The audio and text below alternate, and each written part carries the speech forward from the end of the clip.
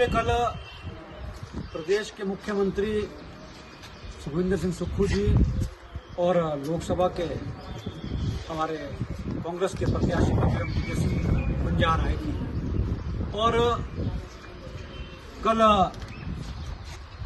हमने देखा था किस तरह से सरकारी मशीनरियों का दुरुपयोग इस कांग्रेस सरकार ने किया है और किस तरह से सत्ता का दुरुपयोग किया है, किस तरह के से अधिकारी कांग्रेस के एजेंट बनकर के काम कर रहे हैं।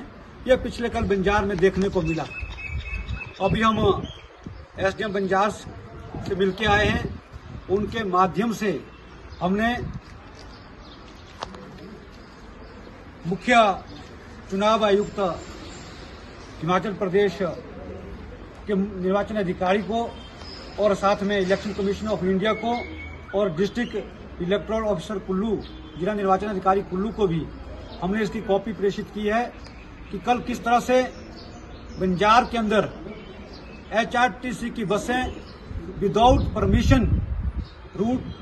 परमिशन कांग्रेस की रैली में गई और 9 ऐसे संस्थान हैं जहां से लोगों को लाया गया और सरकारी बसें उनको लाने के लिए गई, तो ये आदर्श आचार संहिता का उल्लंघन है। और मैं आपके माध्यम से ये भी कहना चाहूंगा कि 17-18 महीने में पहली बार सुखविंदर सिंह सुक्खू जी बंजार आए और उसमें भी आम जनता को परेशान किया। लोग बसों को देखते रहे लेकिन विदाउट सूचना बसों के रूट कैंसिल करना और उसको कांग्रेस की रैली में लगाना, ये बहुत दुर्भाग्यपूर्ण है। हम देख सकते हैं कि ये सरकार कैसे सरकारी मशीनरी का दुरुपयोग कर रही है और इनके छोटे बड़े सब नेता अफसरों पर कैसे रोब मार रहे हैं। इसलिए हमने कहा है कि चुनाव निष्पक्ष तरीके से नहीं हो पा रहा है। और सुखविंदर सिंह सुक्खू जी कल, जैसा मैंने कहा कि पहली बार बंजार में आए तो जनता सड़कों पर खड़ी रही, परेशान हो। और उसके साथ उन्होंने अपने भाषण में कहा कि जयराम ठाकुर जी ने इलाके के लिए कुछ नहीं किया।